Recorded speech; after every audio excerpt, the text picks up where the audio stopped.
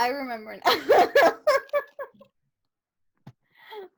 Okay, so this one is a little bit of a trip, but hang in there with me.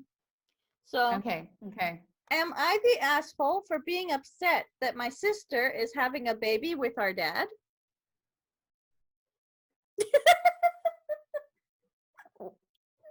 What? Give it a What? we'll get there. We'll get to your answers. Okay, so it has a title, the subtitle of Misleading Title Hall of Shame. So, him. My half-sister, Lila, and I have not always been close. We have the same dad, but different moms. Lila grew up with her dad and her mom in the U.S., while I grew up in France with my mom. Okay. In the U.S., we saw each other during holidays only until I moved out of my mom's when I was 21 and moved to the same country as Lila. We started hanging out again and became best friends. We were so similar and had a great time partying, having fun, and exploring the city. Around this time, Lila, 18, met Ellie, 26. I didn't like Ellie at first.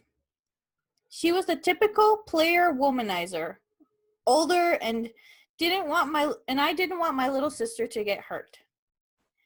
They went through a lot together, including some infidelity and drama. It was off and on until it was on. And then they got engaged. I was happy for her, but still wary. I was her maid of honor at their wedding, and they seemed very happy, before and after, so I just accepted it. Fast forward, and now Lila is 25, and I'm 28. Lila lives with Ellie. They own 2 homes and are doing well financially. Lila tells me everything, and she's really happy with the way her relationship has matured. I live in Las Vegas, single, working in a nightclub. I was FaceTiming Lila yesterday, and she told me her and Ellie are planning on having a baby and asked me if I was ready to be an aunt. I told her that I'm ready. I'm already an aunt. My mother's daughter has a child. And asked her why she wants to get pregnant with all of that's going on in the world.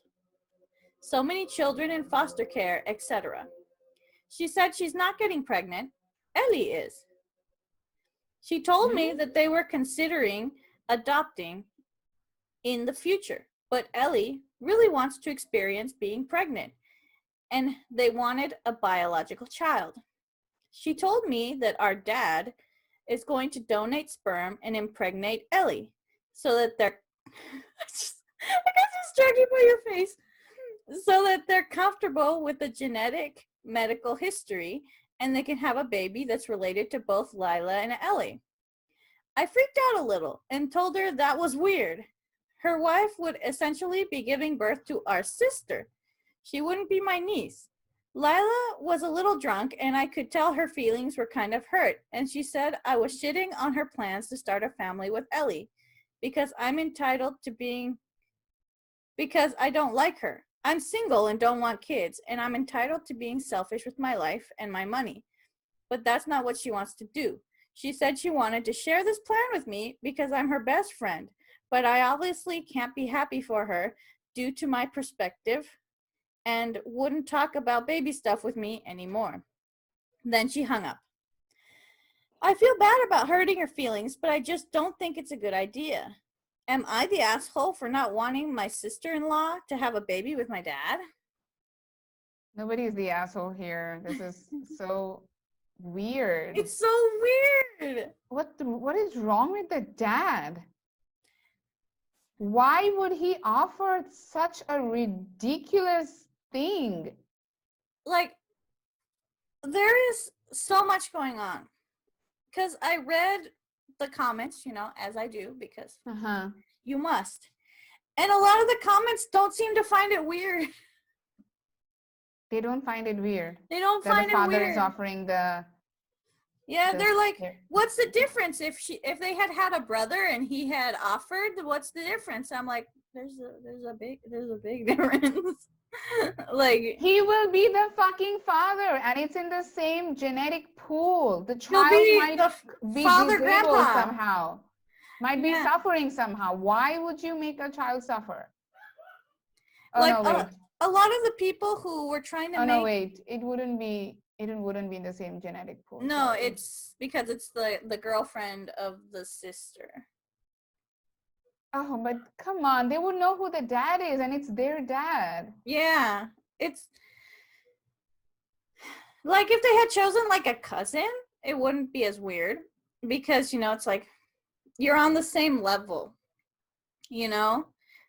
It'd still be weird because the way it Family works. sperm is weird. Let's just keep it at Yeah, that. it's like You know? with so many well-documented sperm donors, which don't really matter because a baby is more of a product of its environment, but health-wise, why would you decide to keep it in the family?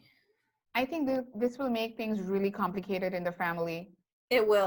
Like, even if they like ignore the fact that he's because I think what the dad here is doing is trying to control that family somehow, because now he will be the dad, biological dad. Whether he has sex with that girl Eli or not is irrelevant.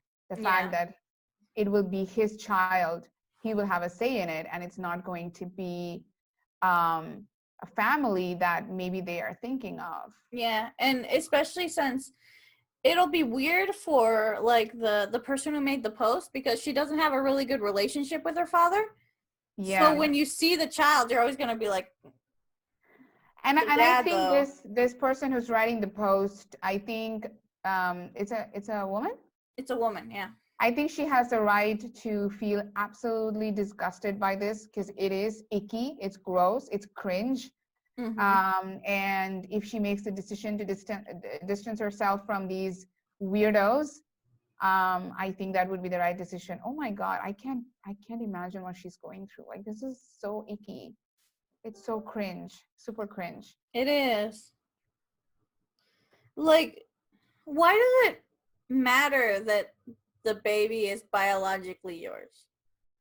I don't know. Some people have this fetish. Like, it has to be my baby. It has to be in my womb. It has to be my sperm. Like, it's like, yeah. Who the fuck cares? I think it's like kind of an ownership thing. Exactly.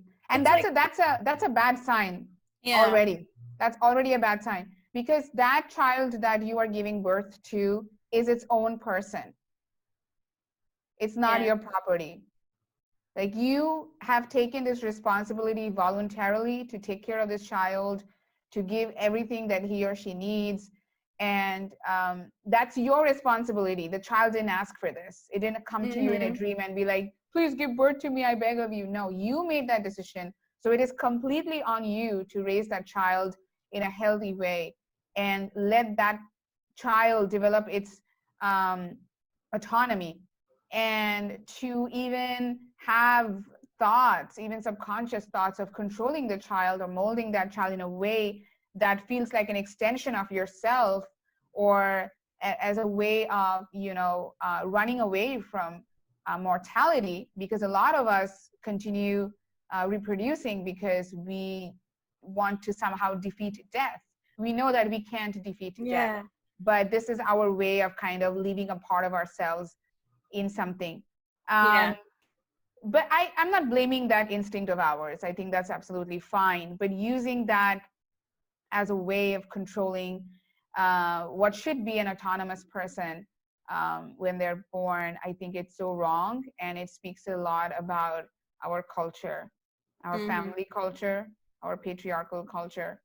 There are a lot of red flags in this story. A lot of them starting with the dad, with this couple like being okay with it, trying to have a biological child, and it's just, it's weird. Like, it's weird, but it's kind of sad what they're doing. This comment here, it says, to be fair, finding out that your family tree is about to start forming a wreath is a little shocking. Exactly. 100% on board with that comment. Yeah, it's like, It's going to be, I mean, imagine you and your parents saying that, oh, you know what? Your biological dad is actually your grandfather. You'd be like, what the fuck did you just tell me? Like, it'll traumatize the like child. the first thought that comes to your brain because you're a disgusting human being is nasty. Exactly. like that's a It'd be topic like, that needs to be like shut up, mom. You know, like, like you didn't properly prepare me for the sentence that you just said. Like, exactly. I need context, but I don't want it at the same time. Like, no. I think what they're doing is absolutely wrong to the child, morally speaking. It's just my opinion, of course. I mean, they can do whatever the fuck they want, but ew. Yeah, Ew, like ew, a ew. lot of people in the comments are talking about how because we're straight is the reason we can't find entrance. But like, if Julio was to die, because that's the only way it's gonna happen. If he died, and I got together with a woman, and we decided we wanted children by some horrible tragedy, that I that I would be like, the last thought on my mind would be, I look just like my dad. My dad would be a great sperm donor, I think. No. Oh, disgusting, I disgusting. don't. 100 times disgusting. Like, it's not even the sex part, you know? The sex part is the worst part. Yeah, which is not happening, because that's thankfully. always going to be on your mind, even if it's just a donor. Like, if they went through the whole process, they got the sperm in the clinic, and then that sperm was clinically placed. It's still like your brain doesn't go there. And even if you know the truth, your brain isn't going to go there. Do you think like maybe subconsciously they kind of have like this Electra complex, like, you know, daddy issues? Probably. I mean, I'm not a psychologist. I don't know, but it's I wish we had a psychologist friend that we could be like, let's call up our psychologist friend and ask them this question. We don't have a lot of smart friends, do we? We don't have friends that have those kind of degrees. Yeah, I mean, we have all of our friends are linguists. Like, yeah, most of our friends are linguists. Yes. We don't know any psychologists or like except our own. Like, no, I'm not inviting my therapist to anything. I mean, I feel like mine would be down for that kind of stuff.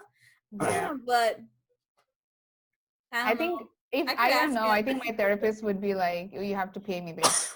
Yeah, that's the thing. I think it's like, would I have to pay you? I mean, I can pay her. I mean, I can pay her, but I don't wanna. Like, I'll give you 500 pesos to answer this weird ass question. Yeah, like, I don't want to do that. Like, what do you think is going on in this situation? I mean, listen, when we get to the level of, you know, Joe Rogan, so we'll be paying people to talk to us. Yeah, we'll be like, we have a resident psychiatrist that we asked, a resident clinic person, that kind of stuff. We should totally do this though one day. We should totally invite like a clinical therapist who would be able to give us an insight into the minds of these people, of am I the asshole people? Yeah, like last night I was watching a series on Netflix called 100 Humans. Yeah. And I just love the fact that they do go to like very specific specialists, like social linguists, which was a thing I didn't know was a thing. And I was like, cool, social linguistics. and like, there are so many disciplines. Yeah, it's like, you're like, oh, interesting. Like, and I love just listening to the experts explaining this weird phenomena that they're exploring through the experiments. I love that shit. Your turn, Elle. Okay, I am going to talk about veganism. So we are taking a turn from Okay. incest and breastfeeding and pregnancy to veganism. Okay, so the title of the post is, "Am I the asshole for kicking out my vegan daughter?"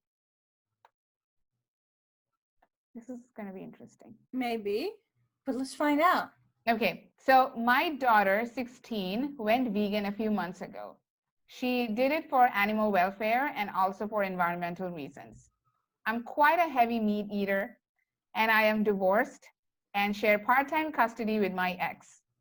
My ex has been a vegan for 5 years due to the environmental impacts of meat and dairy. Okay. Okay. I at first accepted my daughter's veganism as I know it was her choice. I tried my best to use knife, fork, and spoon when handling salads at the table instead of touching them with my meat-contaminated hands. I found some great substitutes for things like cheese, chicken, and milk that she can have. Okay. All right. All right. A lot Being of proactive. sacrifices. However, when the virus pandemic started, That's and where it it all was starts.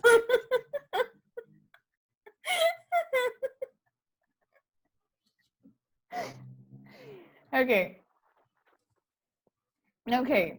I'm sorry. I don't know why I'm Breathe. already laughing. Breathe. Breathe. When the virus pandemic started, oh my God. Like, you know what you're going to read, so that's why it's already affecting you. No, I don't know. I don't know. I just was No? like caught by the title. And also because I used to be not a vegan, like a vegetarian when I was in India. That's a whole other conversation. I'm not a vegetarian anymore, but we'll talk about that later. Okay. So, however, when the virus pandemic started and it was linked to a meat market, my daughter became a bit more activist vegan. She began encouraging veganism on social media, making posts encouraging others to go vegan to stop virus epidemics, global warming, and for animal welfare. I did not have much of a problem with this until a couple of weeks later. At the dinner table one evening, my daughter told me that eating meat and dairy are all sorts of bad and asked why I had not given it up for the planet, for animals' sake, or for stopping pandemics. I told her I was not prepared to give it up yet, and I enjoyed eating it. I said I respect her decision, and I'm proud of her for being concerned about these issues, but right now, I do not want to give up meat or dairy. All fine, right? Wrong. She began yelling at me, telling me I'm selfish, inconsiderate of the planet, and risking my own health, and said a bit about the studies showing vegans get less cancer. I assured her that if I stay healthy through exercise and not smoking or drinking too much alcohol, then I'm sure I'll be able to live a healthy life. She went on a rant about having to breathe in dead animal when I cook meat. Okay, getting a little intense. I told her to just eat her meal in peace. We finished, and afterwards she had another go at me. The next day, both lunch and dinner were pretty much the same as the day before. She kept going on about cruelty and how I was being selfish, contributing to pandemics. After dinner that day, I told her that I had enough, and if she did not stop, she could go and live with her mother. She said okay, and by tomorrow lunchtime, she had her bags packed and left. A few months later, I kind of feel guilty. I wonder if I dealt with it correctly. We have not really spoken much since she left. So, am I the asshole? Okay. So, what are the studies that she was reading, I wonder? Like, these are my questions. Like, you who came from a decently vegetarian country, what is the cancer rate in India? Compared to other countries, or just like my Just in personal general. opinion? Yeah. I wouldn't say a lot, because although I know 2 people, actually I know 3 people who died of cancer. I think actually I know a lot of people who died of cancer. My grandfather, my mom's dad died of cancer. My aunt died of cancer. My mom's two friends died of cancer. So I would say a lot of people die of cancer, at least in my environment. Like I've lost a lot of people to cancer. I don't think it has anything to do with meat. Yeah, I And don't think so. I'll tell you something. I was a vegetarian, almost vegan. I tried to be as vegan as possible, but you know, it wasn't like something that I had access to. Yeah, Being vegan was very expensive. It's, I think, expensive everywhere. it is. But I could be a vegetarian when I was in India because I was very privileged too. I was living with my parents at that time, and I had access to whatever food I wanted. Another privilege or another advantage that I had, cultural advantage I had, was the fact that we have a lot of dishes which are vegetarian, which are, I mean, there's like a lot of variety. And because I come from an upper middle class family, I was born into a middle class family, but you know, they became upper middle class later on. So I had a lot of access to good food, healthy food, lots of vegetables. So I had cultural advantage. I had economic advantage. So I could be a vegetarian. And I must say that I was sort of a little, I wouldn't say crazy, but I was a little pushy too with other people becoming vegetarian or vegan or like reducing the intake of meat in their lives. And I thought that people were just being fucking assholes for not doing that. They could totally, they're so selfish. I see where this girl is coming from. Like it, but now that, and let me tell you why I'm not a vegetarian anymore. So I moved to Mexico. I don't know if our viewers know that. So I moved to Mexico 3 years ago and still a vegetarian. And I tried being a vegetarian for the first couple of months. It was very, very hard when it comes to nutrition. I was not getting enough nutrition. I lost a lot of weight. I was always tired because there's just not enough variety in Mexico when it comes to vegetables, what I had when I was in India. And so I was struggling with getting good food, good nutrients, and also flavorful food, because it was always like a choice. Like either I could have healthy food or I could have tasty food. Yes, that is a thing. And that was depressing me. That was making me really sad. And I was already alone. I was in a foreign country trying to learn a new language, trying to learn new traditions and new everything. It was very intimidating. I've never spoken Spanish or heard Spanish or learned Spanish in my life. It was like, you know, if you moved to China one fine day. Yeah. Totally it was, alien language. Yeah, exactly. It was like that for me. I've never heard of it. Like nobody speaks Spanish in India. So that was definitely an emotional stress for me. And not being able to enjoy my food added to that emotional stress.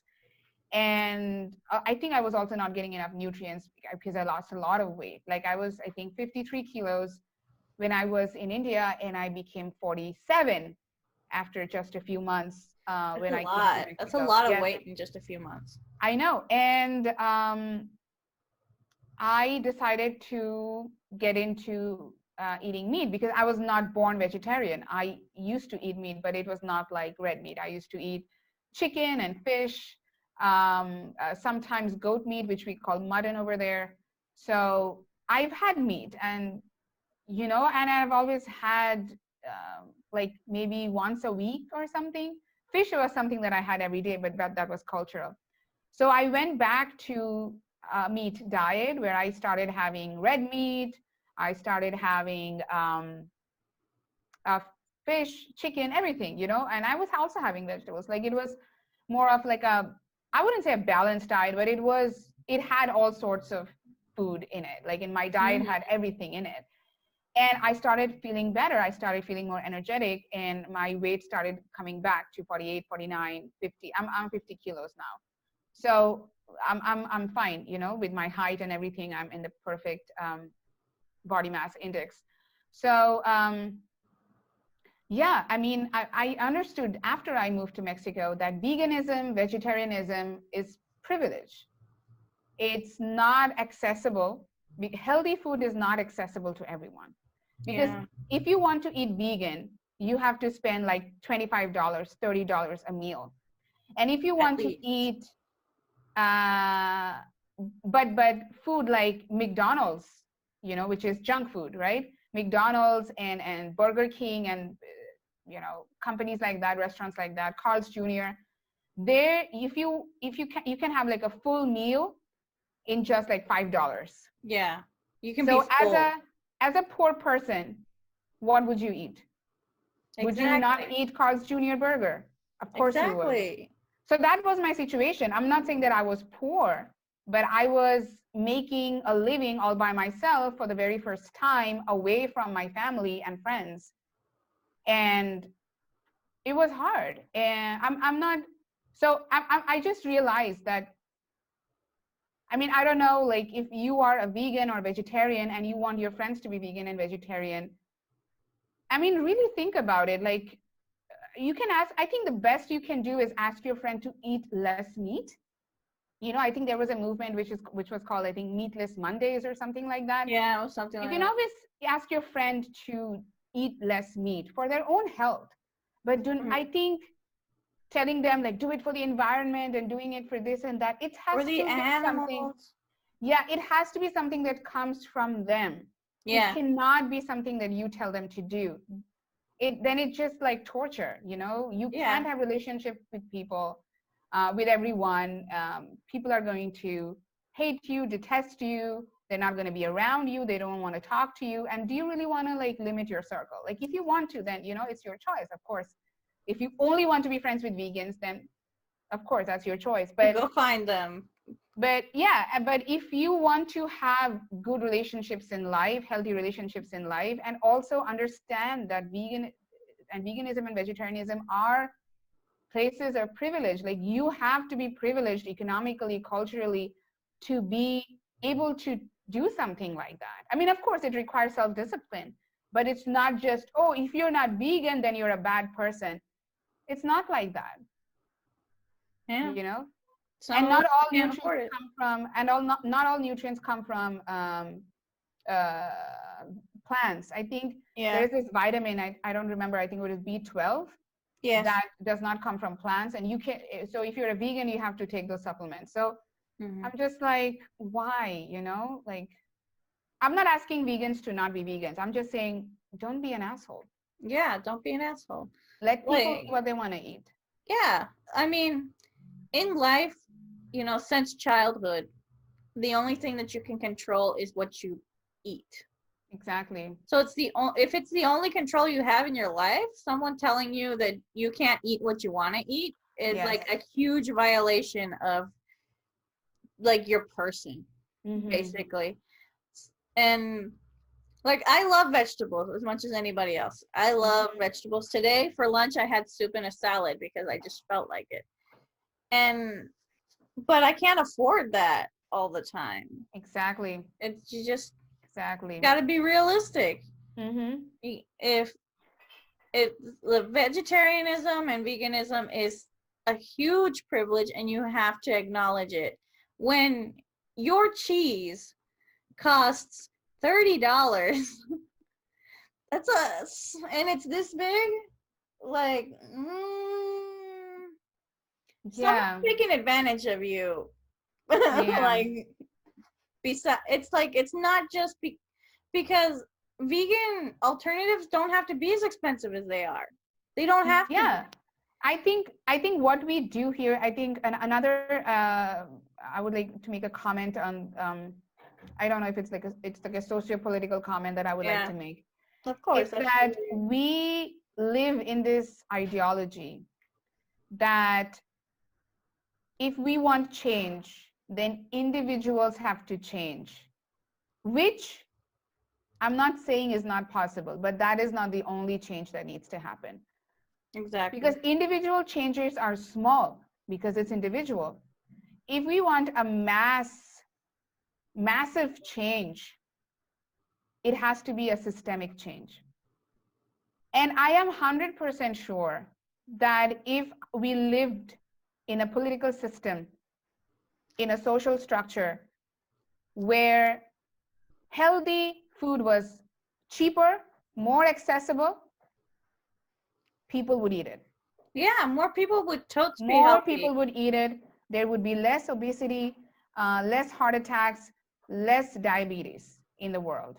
But no, it's a whole thing with corn and subsidizing corn and putting corn syrup and everything. There's a whole documentary on that.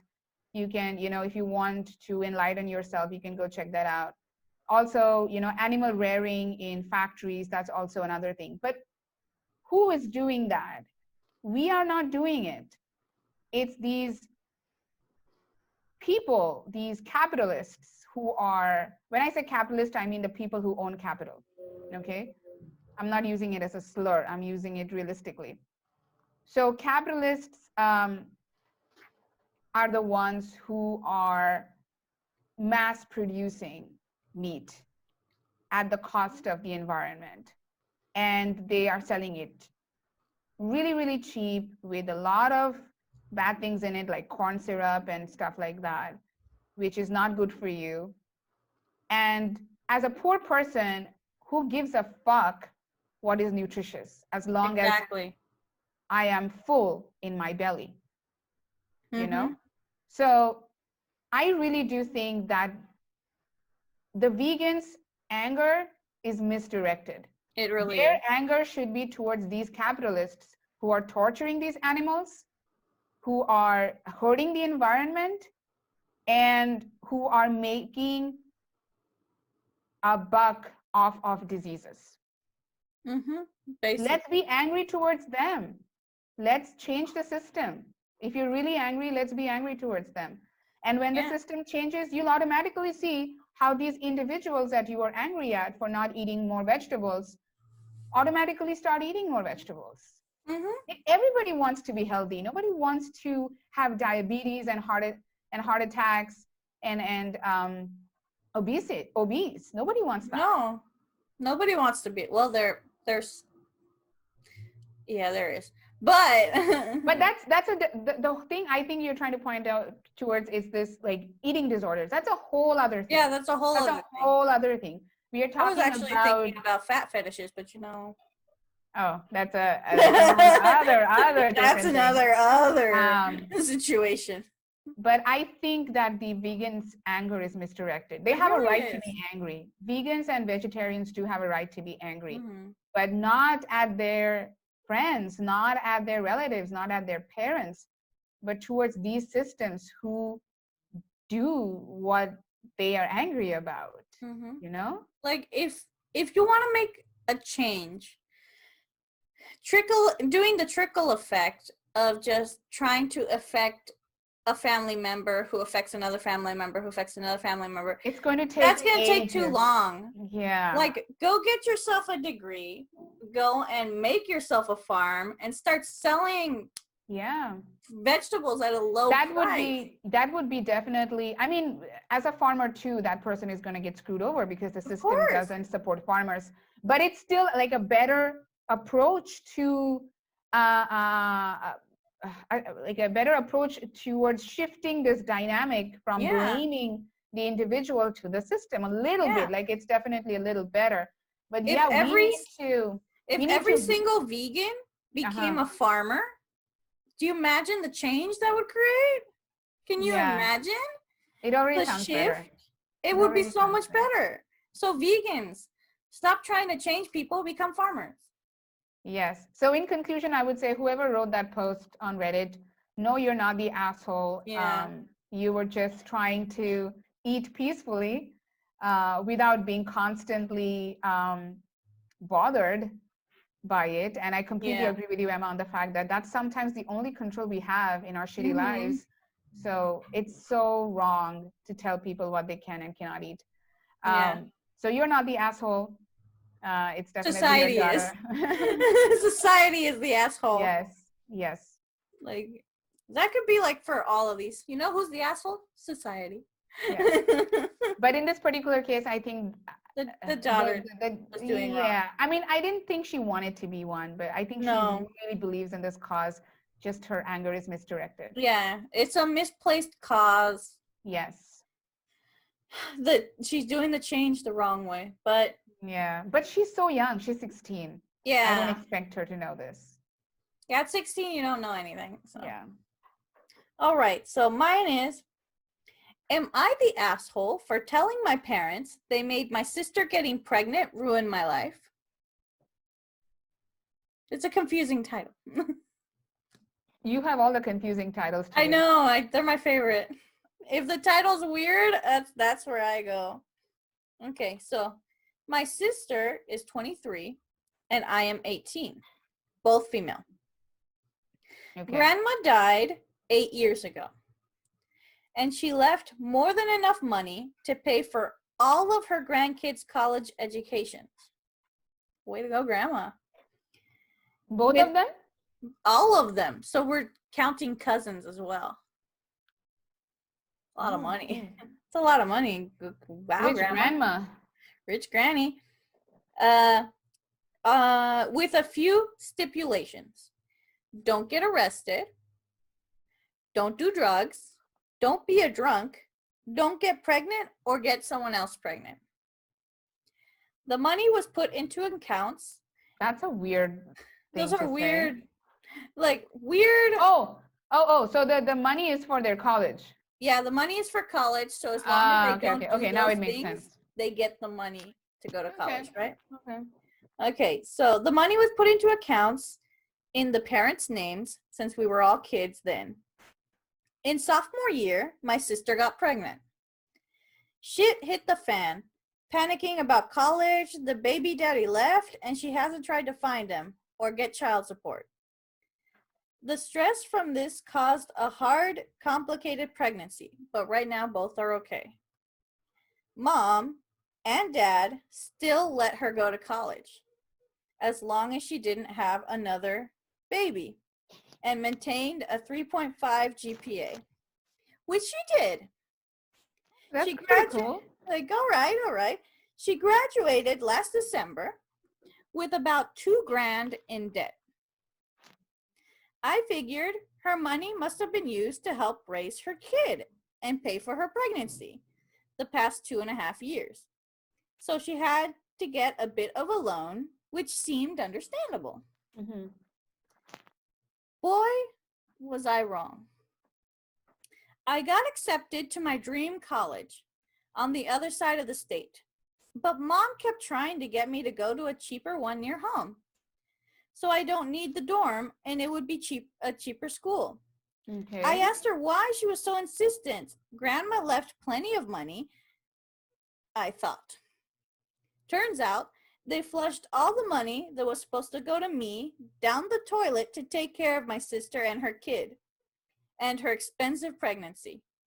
Turns out it was a lot worse than I was led to believe.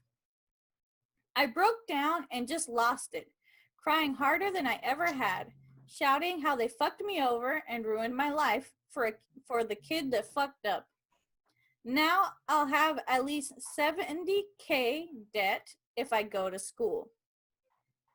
I guess this upset my sister, and she asks in a very upset tone if I'd rather her be out on the streets, destitute and unable to care for her kid, who she reminded me was a living being, because she didn't have an education or support system, just so that I could go on to college and have a good life. I said yes. How it's not fair that she got fucked up, got drunk, and slept with so many guys she doesn't know who the baby daddy is. Something she told me, but apparently didn't tell Mom and Dad. Kept breaking rule after rule while I haven't ever had sex with my boyfriend, and now I'm the one that has to be punished for it. Everything just kept devolving into more yelling and fighting until I left. I've been staying with my boyfriend for the past few days.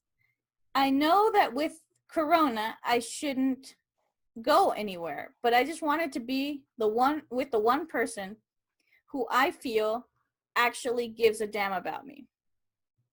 Mom's been texting and calling and trying to get me to come home, saying that if I can just be reasonable and not vilify my sister, we can probably work something out. I told her unless she has the money that grandma left for me, don't talk to me until I have my college loans paid off in 50 years. Did I go too far? A lot of it was driven by emotion, but I really feel fucked over here. Like I'm being punished despite being the one who followed the rules. I've since slept with my boyfriend. I figured if I'm getting punished, I might as well have some fun. Edit. Been texting sis some this morning to try and mend stuff with her since I don't think mom and dad spending the money was her fault. She has told me about after she graduated, she was asked to keep me in the dark. She has offered to pay for a book or two, but not more since she wants to move out and get out from under mom and dad's thumb. Probably to party again since she doesn't hide how much she misses it. Edit 2. There was a bit left after my sis had gone to college, and I was told about it all. They decided to use it to get her a car so that she'd be able to go to work. And she went along with it. Now I'm pissed at all three of them again. Edit 3. Emailed a copy of the will to a lawyer. He says, due to how it was set up, he can't be certain right now, but we might have a case. That's the last edit. I think she's right to sue them. Yeah, for sure. They definitely fucked her over. Mm-hmm. And this sister of hers, I mean, initially I was feeling bad for everyone because it's like such an unfortunate incident. Totally preventable incident. Yes, it was unfortunate, but you know, like mistakes have been made. Like this was what I was thinking before, right? Like, oh, mistakes have been made. Maybe there can be some concessions from the sister's side who got pregnant and gave birth.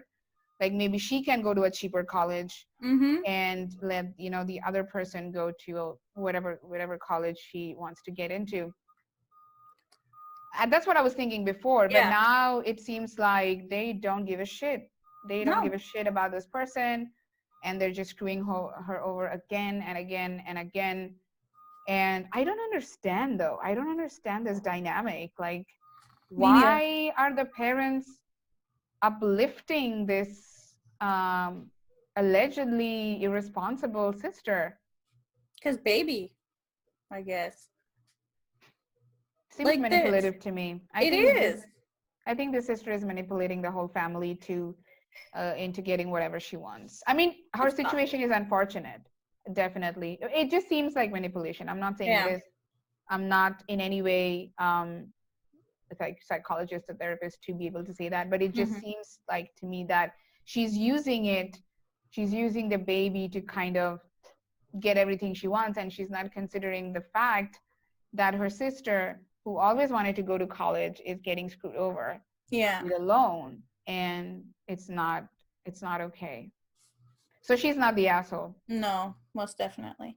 Okay, so some of the updates that are in the comments, it says, how is your relationship with your extended family? You mentioned cousins. Is your family aware of what your parents did and what your sister was complicit in? And the person says, pretty good, but they don't know as far as I'm aware. And then it says, I texted my cousin and her mom, my dad's sister. So we'll see how this ends up. Yeah. And it says, my aunt is pissed and called my dad. As far as I know, they're still talking. I haven't heard much else.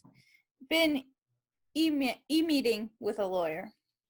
It said they were using all of the money to pay for everything for my nephew.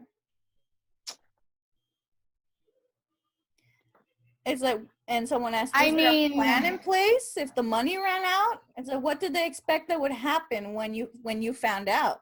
They couldn't keep it from you forever. It doesn't sound like they were thinking much At least you should take the car. I mean, I'm paid not for it. saying that the child is anyway at fault and the child should be getting the best care that he or she can get. However, it should not be done at the cost of other people's lives. No, it shouldn't. I mean, if her parents do feel that guilty of taking, of making sure that the child gets the best care, then they can do that with their own money, with their own savings, and ask the mother of the child to chip in and do her best. But I didn't hear anything of that sort. Yeah. I don't know if the writer of this post knows, thinks that that's not the case, I think. No. Let's see. Someone asked, how much was willed to each of you? And she says, I don't know the exact amount in total, but I know that it was at least $100,000 per child. Where did the money? That's a lot of money for a baby, no? That's a lot of money for a baby. Like, I know babies are expensive, okay? So let's take into account that it was a difficult pregnancy. So it was delicate. So she probably went to the doctor a lot. I could easily see that be the whole pregnancy at most, maybe $50,000. So that would still just be the sister's money. Yeah. And then they bought the sister a car. We don't even know how much that was. If they bought a new but low price car, we're talking in the like $14,000 range. That still leaves a lot of money, missing money. That's a lot of missing money. So do you think like maybe some sort of laundering is happening? That would make the story so much more interesting. But honestly, who knows? And there hasn't been an update on this story, I don't think. Well, yeah, there have been so many edits already. Yeah, so if I find an update, I'll be sure to share it with you. But for now, it's just in talks with lawyers. See what's going on. Okay. So, what did we learn? What did we learn? Nothing. Nothing. Society is an asshole. Yes. Life sucks. Life sucks. Everything sucks. Yeah. And not in the fun way. No. Okay. Well, the fun way too, but yeah, but not as much. Have you watched BoJack Horseman? I have not. I've heard a lot about it, but I haven't actually seen it. I think you would really like it. And I want to quote something from that show. So it's in the last season, I think, in fact, the last episode. So one of the characters, the two characters are having a conversation, okay?